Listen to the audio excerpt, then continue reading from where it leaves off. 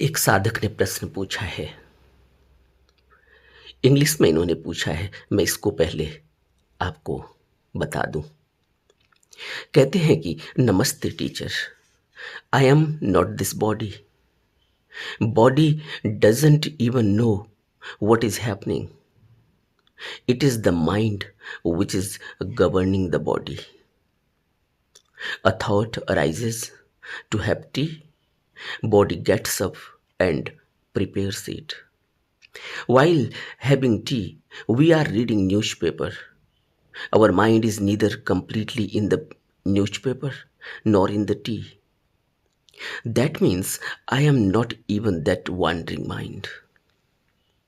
Then am I the Kushal or Akushal Chitta? But that is also impermanent.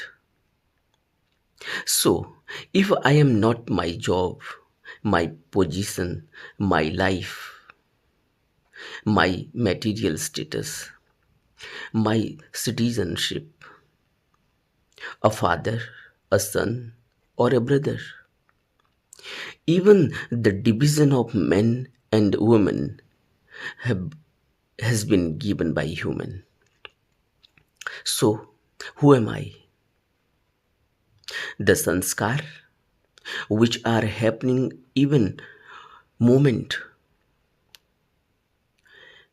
which are happening every moment, which with the contact of mind and matter, or the energy which is observing them. Please assist, as this no self is frequently asking which queries within who is suffering, mind or body or experience. Hindi में मैं इसको आपको पढ़ देता हूं। इस प्रश्न को हिंदी में ट्रांसलेट करता हूं, तब ये अच्छी तरह से समझ में आ जाएगा। ये कहते हैं कि मैं यह शरीर नहीं हूं। शरीर को तो यह भी नहीं पता कि क्या हो रहा है। यह तो मन है जो शरीर को नियंत्रित करता है। चाय पीने का मन करता है, शरीर उठता है और चाय बनाता है। चाय पीते समय अखबार पढ़ते हैं, हमारा मन न तो पूरी तरह अखबार में होता है और न ही चाय में। इसका अर्थ हुआ कि मैं वह भटकता हुआ मन भी नहीं हूं। तो क्या मैं कुशल और या अकुशल चित्त हूं? लेकिन वह भी तो क्षणभंगुर है। तो क्या मैं अपना काम, अपना पद, अपनी उपाधि, अपनी वैवाहिक स्थिति, अपनी नागरिकता, एक पिता, एक पुत्र, एक भाई नहीं हूं? पुरुष और स्त्री का विभाजन भी तो मनुष्य ने ही किया है। तो मैं कौन हूं? वह संस्कार जो मन और पदार्थ के संपर्क से हर क्षण घटित हो रहे हैं, या वह ऊर्जा जो उन्हें देख रहा है, या वह ऊर्जा जो उन्हें देख रही है। कृपया सहायता करें, क्योंकि यह अनात्म अक्सर भीतर से प्रश्न पूछता है। यह प्रश्न है इनका। प्रश्न बहुत अच्छा है और इस प्रश्न को हमें समझना होगा स्टेप बाय स्टेप। सबसे पहले तो बात यह है कि जो बुद्ध ने कहा कि यह शरीर की अपनी कोई असलियत नहीं है। यह शरीर में मन मैनिफेस्ट होता है, यानी बिना मन के यह शरीर है ही नहीं, और बिना शरीर के यह मन को भी नहीं देखा जा सकता। यह दोनों की अनिवार्यता है एक पूरी आइडेंटिटी बनने के लिए, एक पूरी एंटिटी बनने के लिए। सबसे पहले तो हमें यह समझना होगा। बुद्ध इसको बहुत अच्छी तरह से एक उदाहरण में समझाते थे। बुद्ध कहते थे, एक अंधा और एक लंगड़ा। अंधा भी अपने आप में पूरा नहीं है और लंगड़ा भी अपने आप में पूरा नहीं है। अंधा चल नहीं सकता जबकि उसके पास पांव हैं। वो अपनी डेस्टिनेशन पर नहीं पहुंच सकता, वो कोई यात्रा कर नहीं सकता पाँव होने के बावजूद भी, क्योंकि आंख चाहिए। इसी तरह से जिसके पास आंख है, अगर वो लंगड़ा है तो वह भी यात्रा नहीं कर सकता, क्योंकि उसके पास आंख तो है, वो देख सकता है अपने रास्ते को, लेकिन चल नहीं पाता क्योंकि उसके पास पाँव नहीं है। यह अंधे और लंगड़े की तरह यह मन और शरीर है। अगर यह मन और शरीर पूरा हो जाए, मिल जाए, यानी अगर अंधा लंगड़े के अगर लंगड़ा अंधे के कंधे में बैठ जाए, अगर लंगड़ा अंधे के कंधे में बैठ जाए तो यात्रा पूरी हो सकती है। कैसे? लंगड़ा चल नहीं सकता लेकिन देख सकता है, रास्ते को देख सकता है। वह अंधे को बता सकता है कि तुम इधर को चलो, इस तरफ चलो, वो गाइड कर सकता है। और अंधे के पास पांव हैं, वह उस लंगड़े की आंखों के जरिए यात्रा पूरी कर सकता है। यह मन और शरीर इसी तरह से है। जब यह लंगड़ा और अंधा मिल जाते हैं, तब यह पूरी एंटिटी बनती है, पूरी आइडेंटिटी, पूरा एक ह्यूमन बीइंग बनता है। बुद्ध इस तरह से समझा रहे हैं। तब यह संसार में कृत्य चलता है, यह मन शरीर में मैनिफेस्ट होता है। तो सबसे पहली बात तो यही कि मैं यह शरीर नहीं हूं। शरीर को तो यह भी नहीं पता कि क्या हो रहा है। यह तो मन है जो शरीर को नियंत्रित करता है, शरीर में मैनिफेस्ट होता है। एक उदाहरण से समझते, चाय पीने का मन करता है, शरीर उठता है और चाय बनाता है। लेकिन जब तक मन मैनिफेस्ट नहीं करेगा शरीर में, शरीर को डायरेक्शन नहीं देगा, तब तक चाय कौन बनाएगा? मन शरीर को चला रहा है, उसमें मैनिफेस्ट हो रहा है, उसको चला भी रहा है, उसमें मैनिफेस्ट भी हो रहा है। कहता है कि मुझे चाय पीने का मन है। ये चाय पीने का मन है कौन कह रहा है? हमें लगता है कि हमारे दिमाग में कोई, हमारे ख्याल में, हमारे विचार में कोई ऐसी बात उठती है। विचार शरीर का हिस्सा है, विचार मन का हिस्सा है। मन मैनिफेस्ट हो रहा है शरीर में, शरीर में पता चल रहा है कि कोई चाय पीने की कोई ऐसी बुदबुदाहट पैदा हो रही है, और चाय पीने लगता है, अखबार पकड़ लेता है। अब क्या हुआ? अब कंफ्यूजन होने लगी। अब यह जो प्रश्न पूछते हैं यही कि क्या मैं यह भटकता हुआ मन हूं? मैं इस यह भटकता हुआ मन भी तो नहीं हो सकता फिर, क्योंकि अभी यह चाय पी रहा था, चाय के साथ साथ यह अखबार पढ़ रहा है, लेकिन चाय में भी इसका मन नहीं है और अखबार में भी इसका मन नहीं है। यह फिर तीसरी जगह चला गया।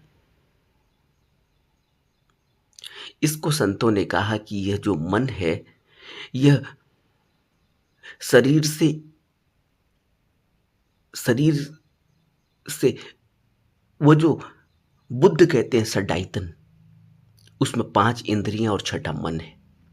ये 5 इंद्रियां जो शरीर में हैं, उनसे यह भोग करता है। इन इंद्रियों के जरिए यह शरीर का पूरा इस्तेमाल करता है, इसको रस आता है। ये 5 इंद्रियां और छठा मन पूरी तरह से जब मस्त हो जाता है, तो एक ऐसी आइडेंटिटी बनती है। उस आइडेंटिटी को हम मैं, मेरी,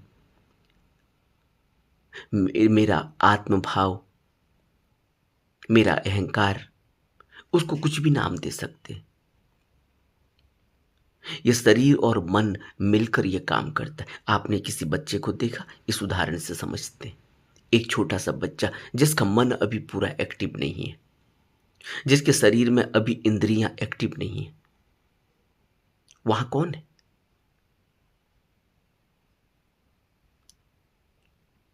जरा सोचो, वहां कौन है?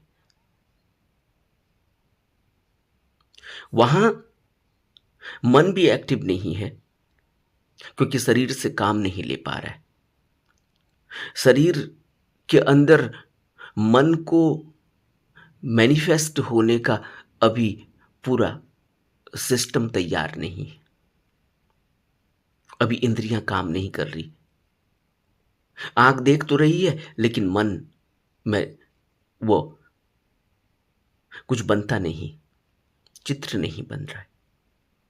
चित्र बन भी रहा है तो अभी वो समझ पैदा नहीं हो पा रही। इसको बुद्ध कह रहे सडाइतन में जो मन छठा है, पांच इंद्रियां और छठा मन, ये मन वही छठा मन है जो पीछे से उस चित्र को मैनिफेस्ट कर रहा है, उस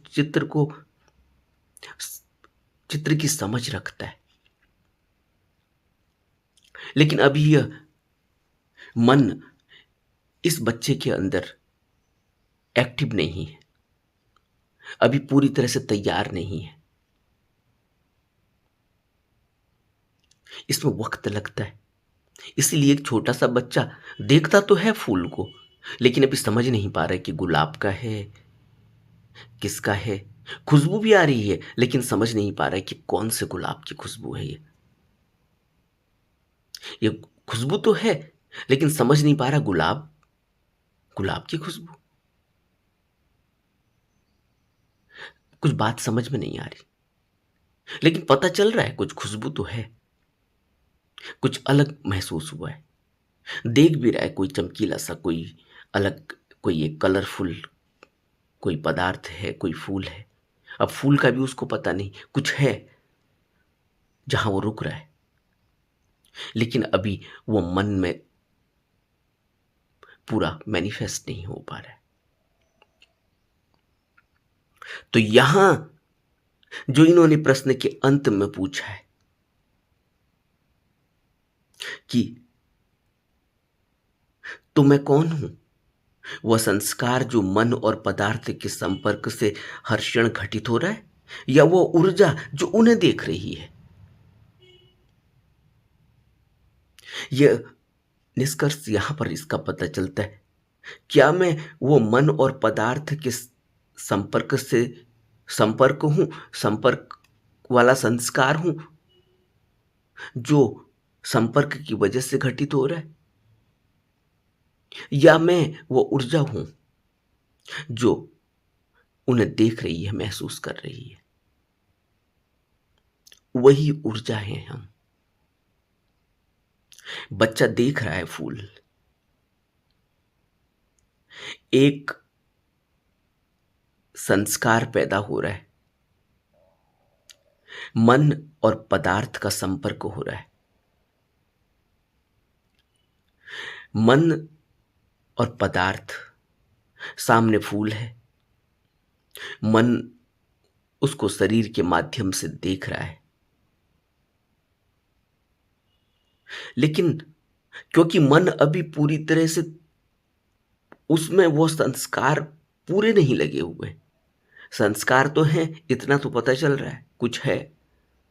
अब संस्कार लगेगा, क्योंकि वो उस फूल को देखते देखते उसको अब महसूस होगा कुछ दिनों में, जब उसके अंदर वो मन एक्टिव होगा। मन का मतलब है वो कंटेंट, वो एक पूरा डिब्बा, वो पूरा एक पदार्थ जिसमें सब कुछ रखा हुआ है। उसमें गुलाब का फूल भी रखा है, उसमें लोटस भी रखा हुआ है, उसमें जैस्मिन भी रखा हुआ है, उसमें उसकी खुशबू भी अलग अलग प्रकार की रखी हुई है। उसमें उस फ्लावर को जर्मन में क्या कहते हैं, उसको चाइनीज़ में क्या कहते हैं, उसको अफ्रीकन लैंग्वेज में क्या कहते हैं, उसको हिंदी इंग्लिश में क्या क्या कहते हैं, वो सब रखा हुआ है। पूरा एक कंटेंट बनता है मन। अब कुछ दिनों में जब ये 5-7 साल का होगा, ये सब अंदर इसके स्टोर होता रहेगा, तब अब ये फूल को देखेगा। अब ये फूल को कभी नहीं देखेगा, अब ये फूल को देखते कि अच्छा ये पिंक रोज है, ये गुलाबी फूल है, अच्छा इसकी खुशबू ऐसी है। अब ये फूल, खुशबू, गुलाबी यहां अटक गया। अब ये, अब वो देखने वाला दब गया, जिसको ये यहां कह रहे हैं कि कौन है जो संस्कार मन और पदार्थ के संपर्क में हर क्षण घटित हो रहा है। क्या मैं वह हूं या वो ऊर्जा हूं जो उन्हें देख रही है? यह ऊर्जा ही हूं मैं जो उन्हें देख रही है।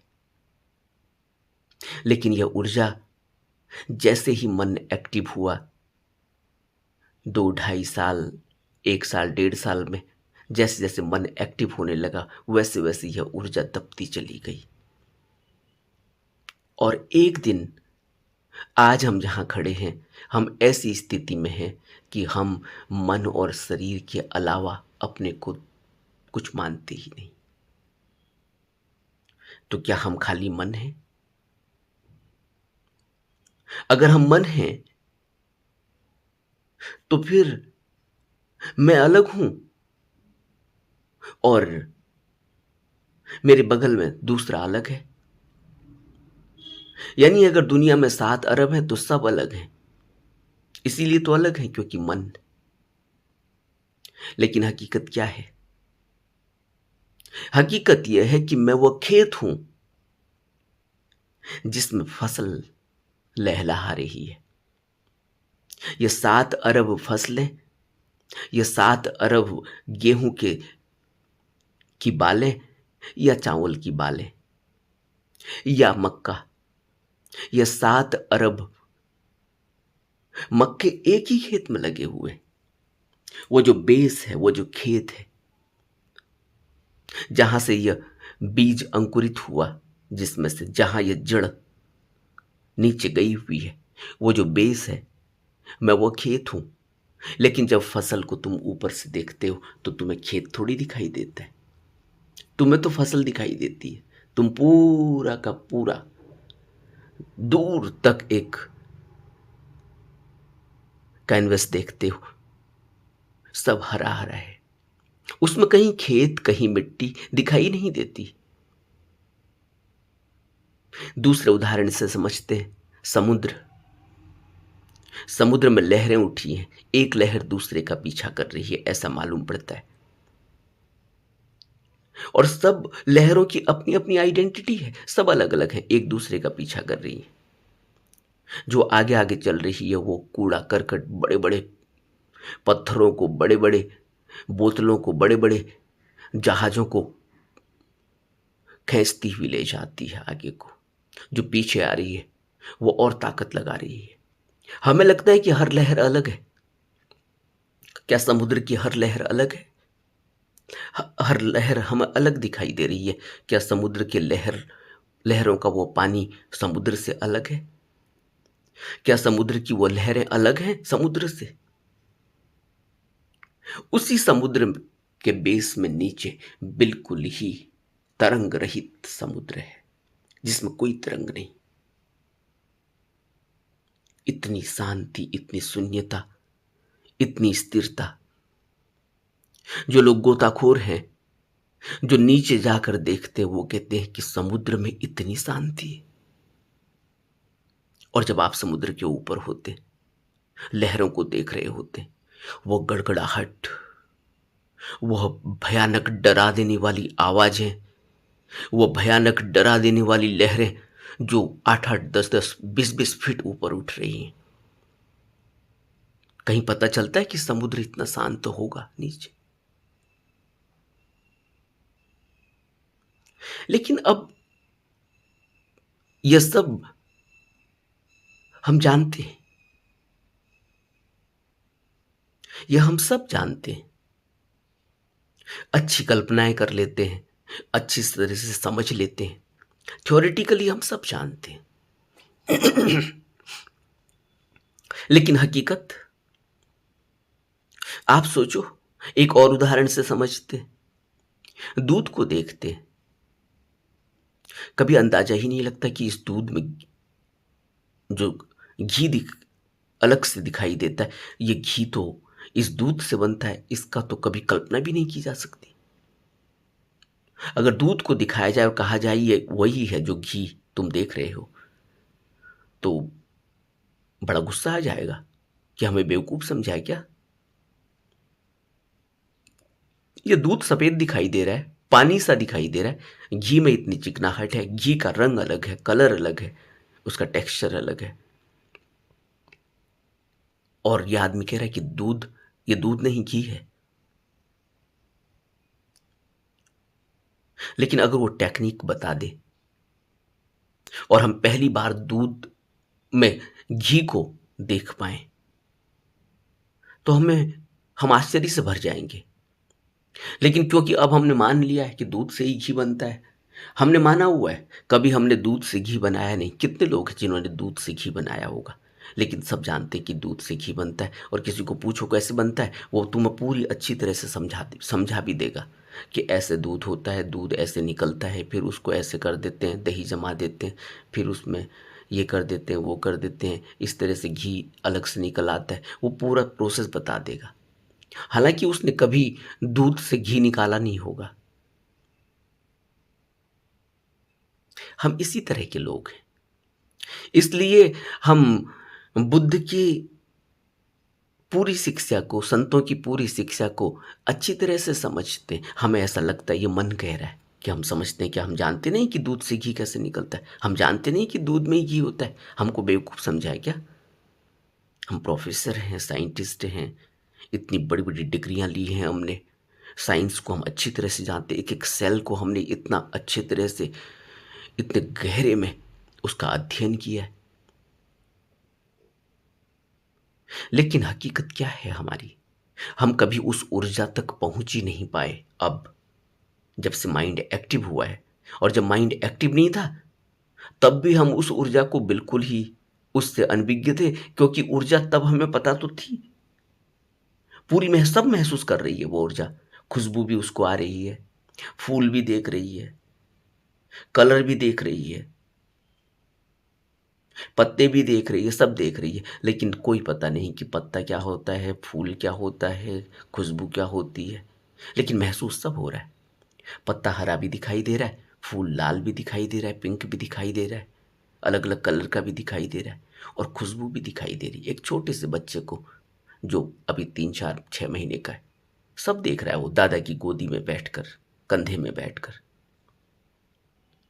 सारा बाजार घूम आता है, सब देखता है कौन कौन सी गाड़ी है। सब गाड़ी हैं, बड़ी बड़ी भी दिख रही हैं, छोटी भी दिख रही हैं, मोटरसाइकिल भी दिख रही है, साइकिल भी दिख रही है, थ्री व्हीलर भी दिख रहा है, सब कुछ दिख रहा है, घोड़ा गाड़ी भी दिख रही है, भैंसा गाड़ी भी दिख रही है, सब दिख रहा है उसको। लेकिन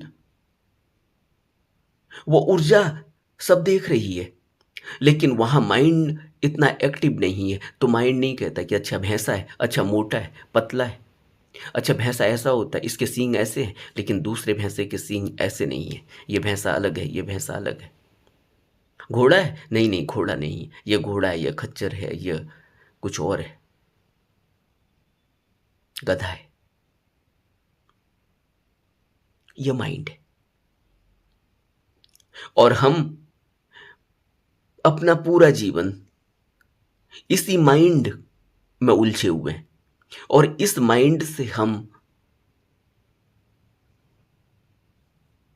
समझने की कोशिश करते हैं, बुद्धों की शिक्षा को समझ भी लेते हैं, लेकिन कभी भी उस स्थिरता में उस छोटे से 6 महीने के, 3 महीने के बच्चे की तरह नहीं हो पाते, जहां सिर्फ ऊर्जा हमारी, हमको उस ऊर्जा से सब महसूस हो, और मन हमारे पास हो लेकिन स्थिर हो। हम चाहे तो उसका उपयोग करें, चाहे तो उसका उपयोग न करें। आज वो बच्चा, उस बच्चे में और बुद्ध में क्या फर्क है? हम कहेंगे कि फिर ये बच्चा तो बुद्ध होगा। नहीं, ये बच्चा बुद्ध नहीं है।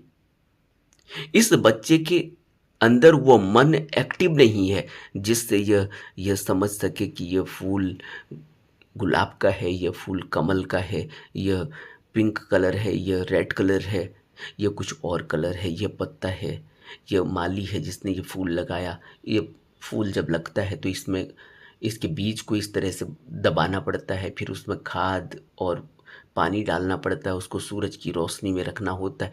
ये सब कुछ ये नहीं जानता, इसलिए ये मन अभी पूरा मन नहीं है।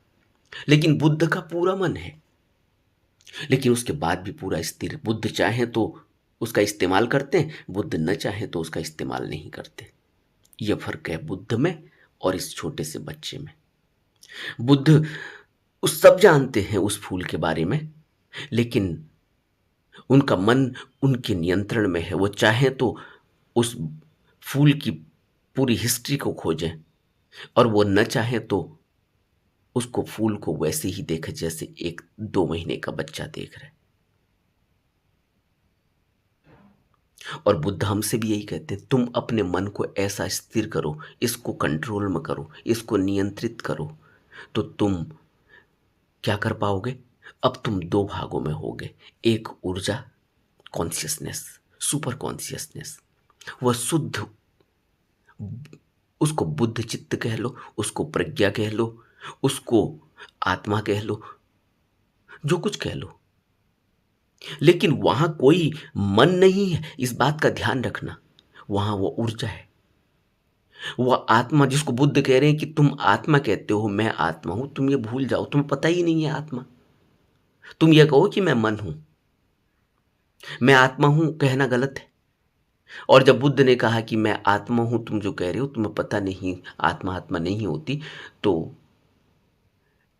आज तक बुद्ध की इस शिक्षा को कितने लोग समझ पाए।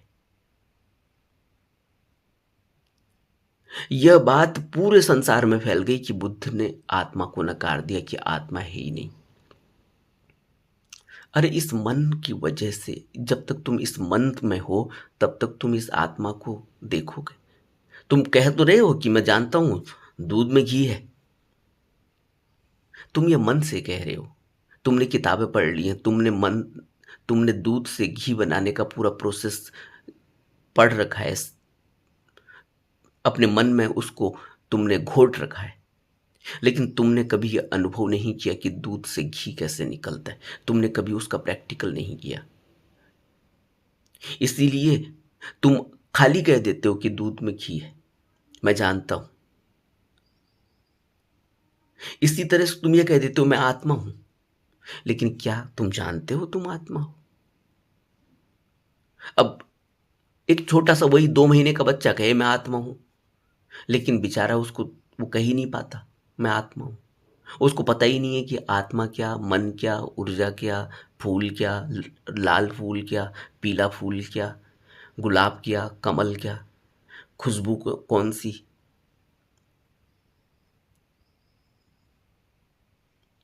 लेकिन यह फर्क है बुद्ध में और इस छोटे से बच्चे में। बुद्ध जान रहे हैं अपनी ऊर्जा को, बुद्ध जान रहे हैं अपने मन को। वो जब चाहते मन का इस्तेमाल करते हैं, जब नहीं चाहते मन का इस्तेमाल नहीं करते। ऐसे ही जैसे एक कछुआ जब चाहता है चलता है, अपने पाँवों को बाहर निकाल लेता है, अपने सर को बाहर निकाल लेता है, और जब नहीं चाहता तो ऐसे हो जाता है कि तुम ठोकर मार लो, तुम उसके ऊपर गाड़ी चला लो, तुम उसको ज़मीन में दबा लो, उसके ऊपर कुछ पहाड़ गिर जाए, कुछ फर्क नहीं पड़ता, वह है ही नहीं। इसलिए संतों ने कहा कि तुम अपनी स्थिति को एक कछुए की स्थिति बना लो। तुम जब संसार में रहो तो अपने मन का इस्तेमाल करो, जब तुम संसार से वापस आ जाओ तुम ऐसे ही हो जाओ जैसे एक कछुआ होता है, अपनी पूरी इंद्रियों को, मन को खींच के वापस इकट्ठा करके रख दो, अब इनकी जरूरत नहीं। और बुद्ध ने इसी अभ्यास के लिए, इसी को जागृत करने के लिए हमें यह अभ्यास दिया। आज हम क्या कर रहे हैं, उसी ऊर्जा का इस्तेमाल कर रहे हैं। अब देखो बड़े मजे की बात, यह जो मन है, यह जो शरीर है, यह मन उसी ऊर्जा का इस्तेमाल कर रहा है। यह छोटा सा बच्चा जिस ऊर्जा से अभी देख रहा है, महसूस कर रहा है, प्योर कॉन्शियसनेस कह लो, सुपर कॉन्शियसनेस कह लो, यह शुद्ध ऊर्जा से जो यह देख रहा है अब अभी तक सब कुछ, बाद में यही ऊर्जा जो अभी देख रही है इसी को मन इस्तेमाल करेगा। फिर मन कहेगा ये गुलाब का फूल, फिर मन कहेगा ये कमल का फूल, फिर मन कहेगा ये देखो गुलाब की खुशबू ऐसी है, जैस्मिन की खुशबू ऐसी है, कलर देखो जैस्मिन का ऐसा है, गुलाब का ऐसा है। अब यही ऊर्जा को मन इस्तेमाल कर रहा है। अब आप समझे? अब इसी ऊर्जा को मन इस्तेमाल करके क्या करेगा? शरीर से इंद्रियों का भोग करेगा, काम वासना में फंसेगा, किसी को छुएगा उसको ऊर्जा महसूस होगी। ये कौन सी ऊर्जा है? मन की तो अपनी कोई हकीकत ही नहीं है, कोई उसकी अपनी आइडेंटिटी ऐसी नहीं है, बिना शरीर के वो उसको आप आइडेंटिफाई नहीं कर पाओगे। बिना शरीर के वो ऊर्जा है, लेकिन तुम्हें पता ही नहीं चलेगा कहाँ ऊर्जा। शरीर में तुम उस ऊर्जा को महसूस करते हो, तुम कहते हो ये विचार, ये मेरा मन है जो भी कह रहा है कि ये गुलाब का फूल है, ये मन है। और उसी में तुम फूल को देख रहे हो, लेकिन तुम यह नहीं कह रहे हो कि गुलाब का फूल है, तुम यह भी नहीं कह रहे हो कि इसकी खुशबू कैसी है, लेकिन तुम देख रहे हो, पूरी तरह से देख रहे हो, आनंद में हो गए। उसको देखकर तुम समाधिस्थ हो गए। अब छोटा बच्चा समाधिस्थ नहीं हो सकता। अब इसलिए मन की जरूरत है और शरीर की जरूरत है। अब आप समझे कि क्यों मन की जरूरत है। बिना मन के आप अगर खाली शरीर हो तो आप ऐसे ही हो जैसे आपने देखा कोई आदमी कोमा में चला जाता है। कुछ दिनों पहले आपने देखा होगा भारत में एक बच्चा 14 साल से कोमा में था। अभी उसको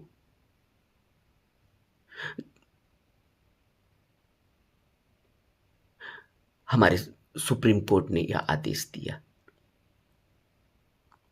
कि इसको इच्छा मृत्यु का वो दिया जा सकता है। 14 साल से शरीर में है लेकिन मन कोई काम ही नहीं करता। लेकिन क्या बुद्ध ऐसे ही थे कि शरीर में है लेकिन मन काम नहीं करता? तो क्या बुद्ध ऐसे ही थे? और अगर बुद्ध ऐसे ही थे तो बुद्ध के पीछे इतने लोग, जहां से बुद्ध की वो ऊर्जा निकलती थी, लोग पीछे हो लेते थे। तो यह समझना पड़ेगा कि एक अनकॉन्शियस माइंड क्या होता है और एक पूरा कॉन्शियस माइंड कैसा होता है और एक सुपर कॉन्शियस माइंड कैसा होता है, जो पूरी तरह से प्रज्ञा के साथ एकबद्ध हो गया, लयबद्ध हो गया। जब चाहते हैं प्रज्ञा का इस्तेमाल करके उस मन से का इस्तेमाल करते हैं, जब नहीं चाहते तो उस मन को खींच लेते हैं वापस। तो यहां हमें 3 चीजों का पता चला। एक वो ऊर्जा, एक मन, एक शरीर। अब ये शरीर और ये मन बिना इस ऊर्जा के इनकी कोई हस्ती नहीं है। इस ऊर्जा को आप क्या नाम दोगे? क्योंकि आप जो भी नाम दोगे ये मन से ही दोगे। अब मन से तुम इसको आत्मा कह दो। अब तुमने जाना तो नहीं है कि आत्मा है, तुमने ग्रंथों में पढ़ लिया कि आत्मा होती। नानक आत्मा के ऊपर पूरी बात करते, कबीर आत्मा के ऊपर पूरी बात करते, सभी संतों ने आत्मा के ऊपर बात की है, सभी धर्म ग्रंथों में आत्मा के ऊपर बात की गई है। लेकिन बुद्ध ने आत्म और आत्मा को जिस तरह से डिफाइन किया, लोग उसका एक अलग ही अर्थ इस पूरे संसार में फैल गया। बुद्ध ने वही कहा जो बुद्ध से पहले कहा गया, कोई नई बात नहीं कही। लेकिन बुद्ध ने हमारे भ्रम को हमसे हटाने के लिए इस बात को दूर रख दिया कि तुम इसकी बात ही मत करो, क्योंकि इस ऊर्जा को तुम अगर किसी शब्दों में बांटने की कोशिश करोगे, शब्दों में बताने की कोशिश करोगे, मन से समझाने बताने की कोशिश करोगे तो तुम नहीं बता सकते। क्योंकि जब मन आ जाता है तब इस ऊर्जा को तुम अलग से नहीं देख महसूस कर पाते। तब मन आ जाएगा, वो क्या कमल का फूल है, नहीं मुझे पसंद नहीं, ये मन है। और तुम अगर उस फूल को देख रहे हो, ऊर्जा से देख रहे हो, तो तुम सब उसका ऐसे ही, जैसे बुद्ध ने कहा कि कमलवत जीवन, न कोई सुख है न कोई दुख है, सुख और दुख से ऊपर उठ के, न बेकार खुशबू है न अच्छी खुशबू है, लेकिन है, महसूस हो रही है, लेकिन उसको किसी भी प्रकार से व्यक्त नहीं करता। व्यक्त तो मन करता है। लेकिन बुद्ध ने इतनी शुद्ध अवस्था प्राप्त कर ली है, इतने शुद्धतम रूप में बुद्ध हैं कि उनका मन, जब वो चाहते हैं उस मन से का इस्तेमाल कर लेते हैं। अब वो मन क्या है? वो मन ज्ञान है, बाहर का ज्ञान। उस बाहर के ज्ञान को से शब्दों को अच्छे तरह से पिरोकर जो मन बना है, बाहर से सारा एकत्रित करके जो हमने उस मन को बनाया है, इसीलिए तो बुद्ध कह रहे कुशल कर्म करो। कुशल कर्म का अर्थ क्या है? तुम सबसे पहले तो एक ऐसा मन तैयार करो जो कुशल काम करे, जो अकुशल को छोड़ दे, जो पाप कर्मों से दूर हट जाए, जो गलत से दूर हट जाए, जो शील में आ जाए, जो संयम में आ जाए, जो संतोष में आ जाए, जो विनय में आ जाए। सबसे पहले तो तुम ऐसा मन तैयार करो। इसलिए कहते हैं कि तुम कुशल कर्म करो, एक कुशल चित्त बनाओ। अब इन्होंने यहां प्रश्न में कहा है कि यह कुशल और अकुशल चित्त, क्या मैं यह हूं? लेकिन यह भी तो क्षणभंगुर है। अब बात बिल्कुल सही है, यह भी क्षणभंगुर है। अभी आप कुशल कृत्य करते हो, वह कृत्य फिर थोड़ी देर में कोई और दूसरा कृत्य करते हो, फिर दूसरा कुशल कृत्य हो जाता है। तो यह क्षणभंगुर है। अभी तुम ये होते हो, फिर तुम बदल जाते हो। अभी तुम्हारा क्रोध होगा तो कुशल कर्म नहीं होगा, अकुशल हो जाएगा। जब तुम बहुत अच्छे मूड में होगे तो कुशल कर्म हो जाएगा, कुशल चित्त हो जाएगा। तो यह कुशल चित्त और अकुशल चित्त भी तो तुम्हारे धर्म से ही संबंध रखता है। धर्मानुपश्य हम करते हैं ना, विपश्यना में जानते हैं, अपने धर्मों को समझने की कोशिश करते हैं। तो ये क्या है? इसलिए यह फर्क है बुद्ध में, एक बच्चे में जिसका मन जागृत नहीं है, और बुद्ध में, और एक साधारण मनुष्य में। बुद्ध के मन में और हमारे मन में यही फर्क है। बुद्ध की शिक्षा, बुद्ध की एक बुद्ध का जो ऑरा है, जो बुद्ध की एक आइडेंटिटी है, उसमें, और एक हम जैसे जमीन में रेंगने वाले जीवों में यही फर्क है। इसलिए बुद्ध शुद्धतम अवस्था में है, तो अपनी शुद्धतम अवस्था से हमारे मन की अवस्था को पहले ही देख लेते हैं और पहले ही बता देते हैं कि इस मन में कितनी गंदगी लगी हुई है, तो इसको आनंद के पास भेजना है साफ करने के लिए, या इसको सारिपुत्र के पास भेजना है। किसके पास भेजना है? क्योंकि वो जानते हैं कि वो जो लोग हैं वो किस तरह से तरासेंगे, किस तरह से व्यवहार करेंगे, किस तरह से ठीक करते, उनका मन किस तरह से इनको ठीक करेगा। इसलिए वो अपने जो भी भिक्षु आता है, उस भिक्षु को अपने अलग अलग शागिर्दों के पास, जो मुख्य शागिर्द हैं, जो मुख्य शिष्य हैं, उनके पास भेजते। हमारे मन के हिसाब से को मन को देख कर भेजते, ऐसे थोड़ी भेज देते कि तुम आनंद के पास रहोगे, तुम सारिपुत्र के पास भेज रहोगे, तुम महामोगल्लान के पास रहोगे, उनके अंडर में रहोगे। ये ऐसे ही नहीं है। वो कैटेगरी बुद्ध, क्योंकि बुद्ध को, अब हम क्या सोचते हैं, हाँ, कि हमने कोई बुद्ध देखा, कोई गुरु देखा, हमें लगता है कि हमारी तरफ देखा ही नहीं इस आदमी ने। अरे वो जैसे बच्चा फूल देख रहा है ना, उसने उतने में ही सब कुछ देख लिया, तुमको ऊपर से नीचे तक स्कैन कर लिया। तुम यह मत समझना कि तुम उसकी नजरों से बच गए। उसकी खुशबू को तो उसने तुम्हारी खुशबू को तभी देख लिया जब से तुम घर से निकल रहे थे उससे मिलने के लिए। इसीलिए तो कहते गुरु अगर न चाहे तो तुम उस तक पहुंच ही नहीं सकते। ये ऐसे ही थोड़ी कहा गया है। और अगर गुरु चाहेगा तो तुम 7 समुंदर पार से भी गुरु तक पहुंच जाओगे। और अगर गुरु चाहेगा तो गुरु तुम्हारे घर तक पहुंच जाएगा तुमको लेने के लिए। तुम्हें पता भी नहीं चलेगा कि गुरु कब आया और कब गुरु ने तुम्हें अपनी तरफ खींच लिया। इसलिए हम जो अंधे लोग हैं, अगर हम यह सोचें कि हम गुरु को खोज लेंगे, हम बुद्ध को खोज लेंगे, हम उनको देख लेंगे, हम उनको पहचान लेंगे, तुम्हारे पास तो वो ऊर्जा तो तुम्हारी दब चुकी है जो महसूस करती थी। अब तो पूरी तरह से मन हावी हो चुका है। और वो बच्चा देख नहीं सकता 2 महीने का बुद्ध को। अब देख भी पाएगा तो मन भी तो चाहिए, शुद्ध शुद्ध विचार चाहिए, होश चाहिए, जागृति चाहिए। ये मन है। ये मन जब इतना शुद्ध होने लगता है, जागृत होने लगता है, होशपूर्वक होने लगता है, तो यह उस ऊर्जा को फिर इस ऊर्जा में विलय होने लगता है इसका। यह ऊर्जा फिर पूरी तरह से खिलती है जिसमें पूरा ज्ञान है। ये ज्ञान फिर ऐसा थोड़ी है कि कोई धर्म ग्रंथ पढ़ना पड़ता है तब ज्ञान आता है, किसी आदमी के साथ उसकी सुननी पड़ती है तब ज्ञान आता है। फिर यह मन जब यह ऊर्जा में ही विलय होने लगता है इसका, तो फिर यह शुद्ध मन, वो ऊर्जा से ही इसको ज्ञान मिलने लगता है। वो ऊर्जा इतनी एक्टिव हो जाती है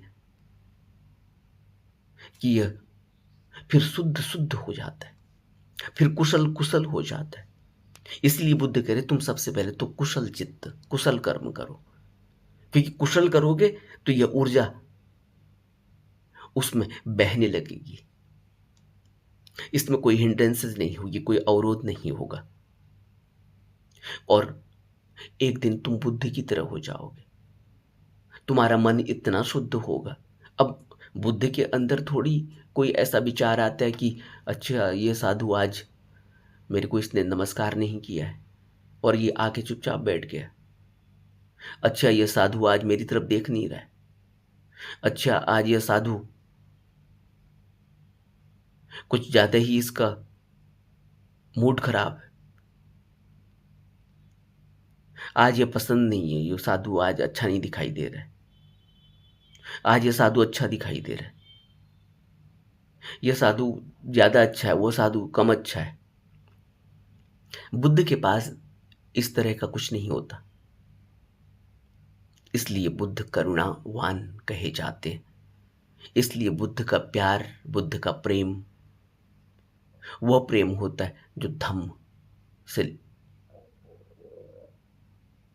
जुड़ा हुआ होता है, जिसमें कोई भी गंदगी नहीं है।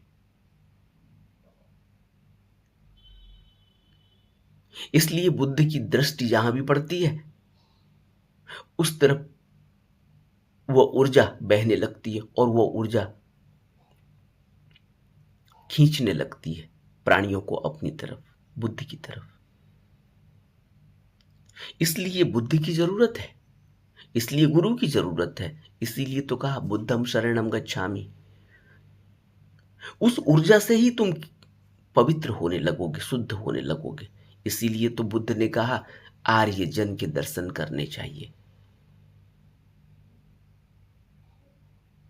हम समझ ही नहीं पाते क्योंकि हमारे अंदर वो ऊर्जा इतनी दब गई है और मन इतना हावी हो गया, वो ऐसे ही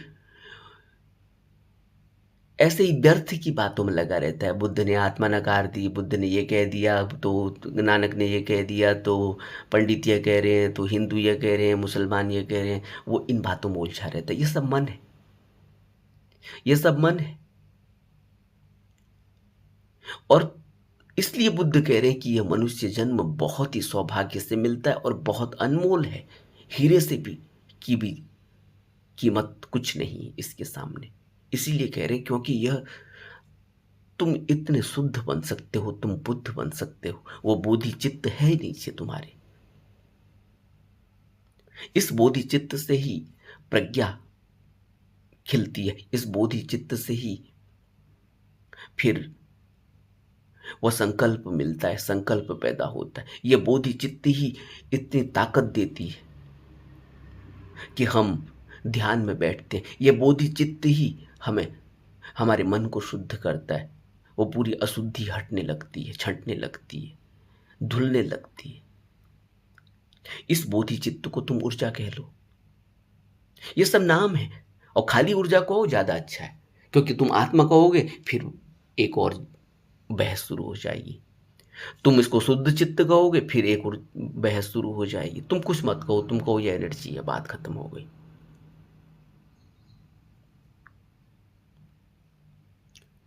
तो अब हम यहां सब कुछ समझ चुके हैं। मन को हमने देखा कि किस तरह से चाय पी रहा है, किस तरह से अखबार पढ़ रहा है, न चाय में है न अखबार में है। और हमने यह भी देखा यह कुशल चित्त या अकुशल चित्त यह मन ही है और क्षणभंगुर है, इसकी भी कोई हकीकत नहीं। और हमने यह देखा कि यह संस्कार जो यह मन और पदार्थ के संपर्क में आकर कुछ निकाल रहा है, ये कह रहा है कि लाल फूल है, पीला फूल है, फिर इसको यह इस एक्सपीरियंस को ये स्टोर कर ले रहा है। तभी तो वो बच्चा कुछ दिनों में जान जाता है, अच्छा दादा के कंधे में बैठकर मैंने उस दिन भी ये फूल देखा था, आज पता चला ये फूल है, आज पता चला ये गुलाब है। अच्छा, अब वो जहाँ भी देखेगा पहले कह देगा ये गुलाब है। अब वो देख ही नहीं पाएगा उस फूल को जो वो कंधे में बच्चे के दादा के कंधे में बैठकर कभी देखा करता था। अब वो ऊर्जा उसकी टूट चुकी है, बट चुकी है, छितर चुकी है। अब उसकी जगह एक ऐसे मन ने ले ली है जिसमें हमारा कोई नियंत्रण नहीं।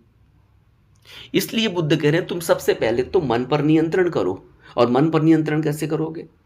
तो तुम शुरुआत करो आनापान सती से। क्यों विपश्यना से ही और अपने सांसों को ही देखकर शुरुआत करनी है? क्योंकि इन सांसों, यह सांस तुम ले नहीं रहे हो, यह कुदरत से चल रही है, यह तुम्हारे जीवन का आधार है, तुम इसी से जिंदा हो। यह शरीर और यह मन इसी सांस से चल रहे हैं। और तुम्हें इसके कुछ आने और जाने का पता नहीं कि ये कब आएगी और कब जाएगी, कब तक मिलेगी तुम्हें, कब तक नहीं मिलेगी, क्योंकि इस पर तुम्हारा कोई कंट्रोल नहीं। जिसको तुम मन कह रहे हो, मन का कोई कंट्रोल नहीं है इसमें। तुम कंट्रोल करना चाहो तो कर लो, वो बात दूसरी है कि मैं नहीं लूंगा सांस। बहुत से लोग कुंभक करते हैं योग में, पतंजलि योग में कुंभक किया जाता है। उससे क्या होता है, सांस अंदर ही स्टोर कर ली जाती है, बहुत दिनों तक लेते ही नहीं है, बाहर से स्टोर करके रखी हुई है। इसीलिए फिर गड्ढा बना के जमीन में बैठ जाते हैं, महीनों महीनों में निकलते हैं। लेकिन वो एक अलग बात है। कहने का मतलब यह है कि बुद्ध हमसे कह रहे हैं कि तुम आनापान से शुरुआत करो। इसलिए कह रहे हैं क्योंकि तुम अपने मन को, जो ये बिल्कुल ही आवारा हो चुका है, इसको नियंत्रित करने की कोशिश करो। क्योंकि तुमने जन्मों जन्मों से यही संस्कार पैदा हो रहा है। बुद्ध कह रहे हैं यही मन पैदा हो रहा है। इसी को बुद्ध पुनर्जन्म कह रहे हैं। यह मन पैदा हो रहा है। पुनर्जन्म कोई इस ऊर्जा का थोड़ी कोई पुनर्जन्म हो रहा है। ऊर्जा तो वही है, खेत वही है। तुम उसमें मक्का लगा दो, तुम उसमें गेहूं लगा दो, तुम उसमें धान लगा दो, तुम जो लगाओगे वो उगेगा। अब तुम यह थोड़ी कहोगे कि खेत मक्के का ही खेत है, ये इसमें दूसरी चीज कुछ होगा ही नहीं। खेत है, मक्के का खेत नहीं है, खेत है, धरती है, मक्के की धरती नहीं है, गेहूं की धरती नहीं है, खाली धरती है। इस तरह से जब आज हम समझे हैं, अब हम यह समझेंगे कि बुद्ध ने जब शुरुआत कराई आनापानसती से, तो इसीलिए कराई कि तुम अपने मन को नियंत्रित करके इसको शुद्ध बनाओ। उस ऊर्जा को इसमें विलय होने दो, पूरी तरह से ये विलय हो जाए इसका, और ये ऊर्जा खिलने लगे इस मन में। तो तब तुम देख पाओगे उस शुद्ध चित्त को, बोधि चित्त को, जो प्रज्ञावान है। इसी प्रज्ञा से समाधि घटती है। नमो बुद्धाय।